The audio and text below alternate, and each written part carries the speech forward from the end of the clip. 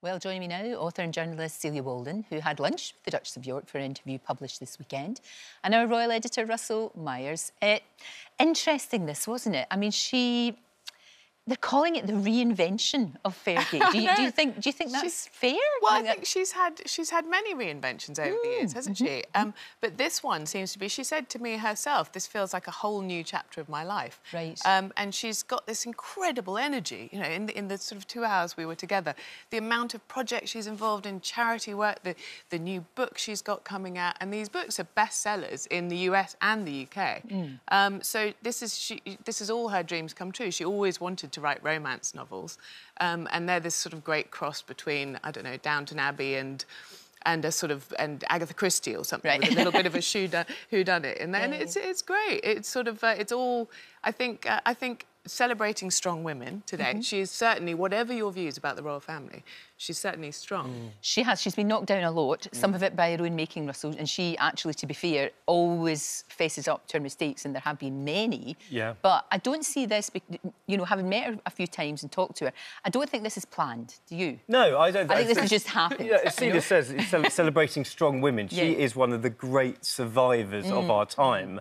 And I think, you know, once you lift the lid of the royal family, as we have over the last couple of years, people are starting to think, well, they're a bit dysfunctional, and you've got to be a survivor to get on with it. And I think that's part of her charm, isn't it? Yeah. Part of her character. And we're seeing that she's talking about feeling liberated. She can finally be her authentic self. I mean, I don't know what she's been doing the last few years. I feel like she's always been authentic. But she I think has she been, yeah. has. There's a naivety there that's actually very endearing, and I think as well, it's an interesting one. I've always been fascinated, Celia, by the relationship she's got with her ex-husband. Yeah. You feel like saying her husband, because they are very close. They're very close. More than friends, but less than husband and wife. They live together, I know. don't they? I mean, possibly in separate wings. I don't know what the internal arrangements were, and she wasn't about to tell me. I did ask, but they obviously, I think, still love each other. I mean, during our interview, she brought home a piece of chocolate cake for Andrew because it was his favourite and things, and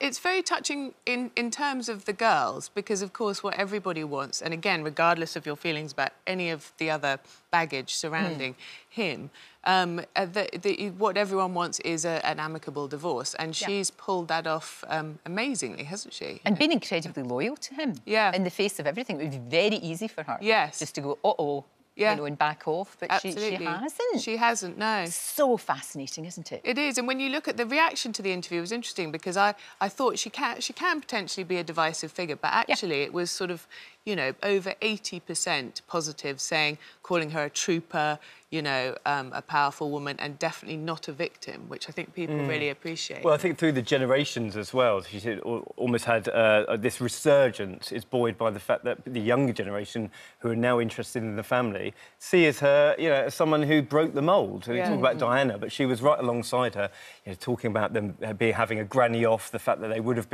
remained great friends, and I think there's a lot of affection throughout. Yeah, I also remember when she first came on the scene, she was kind of like a breath of fresh air. It was all of that, and then inevitably they turned on her, and she didn't help herself, to be fair. She didn't help herself in many, many occasions. She didn't. But it's like she really is coming into her own now. You know, we saw things like, I had no idea she was really good friends with Lisa Marie, yes. Presley. I didn't know that. Well, it was interesting watching her, and because we did the interview in a restaurant, and this kind of incredible infectious warmth that she has. You know, if she were here now, she would be involved with everyone in the room. She would know all their stories. She would have told them everything about, you know, her own sort of adventures, and so I think that's how it must happen. And talk of her presenting a gong at the Oscars. And when I first read that, I thought, well, that can't be. But then I think anything's possible, really. It kind of is. And you mentioned the fact that she's a best-selling author. There are some noises being made to turn some of the books into Netflix, what she said, or, you know, or whatever platform it may be. And she's very kind about Harry and Meghan as well. You know, so that, again, very positive. She didn't have anything bad to say about anybody. No, and she said that America, she said she particularly understood about Harry and Meghan because America had sort of welcomed her when she had ended, or when their marriage had ended, and that she'd felt she was able to. I mean, it is famously the land of reinvention, isn't it? And they love her there. In fact, much more than Harry and Meghan, I would say. No, from I my think experience. so. Yeah, definitely. And she has kind of, I don't know. It's like like we said, she has come into her own. Will she be looked upon as a positive as far as King Charles goes? Because I know that Prince Philip was not a fan. She's radiating positivity, and I think you mentioned the Harry and Meghan saga. And what she's realised, or has demonstrated, is there's little currency to be garnered by slagging people off. And I think that if she radiates this positivity, then it can only be good for the royal family, because she's talking about Charles as admiring him, adoring him. And, you know, they need all the help they can get at the moment, because we've seen protests over the last few weeks with the King and Queen out. There's definitely a mood shift. You've never seen that with Yeah, you haven't. You never see that. Well, we're with in the a different Queen. era, and she recognises that with the Queen's passing, and certainly Philip not around as well, who's the one who banned her in the first place. No, that's very true. He was not a fan. No. I think it's fair to say. Do you think she'll get an invite to the coronation? Is that what she would? Well, hasn't she? She, I think, has just said that she is not that they haven't given them out yet, which was interpreted as she hasn't received one.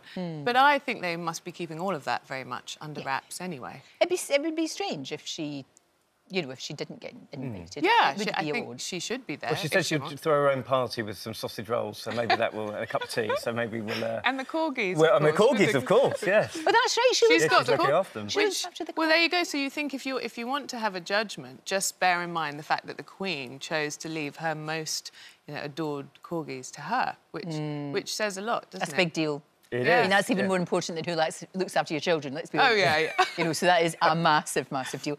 Thank you, Sue. It's great to see you. Super. Russell, as always, thank you very much indeed.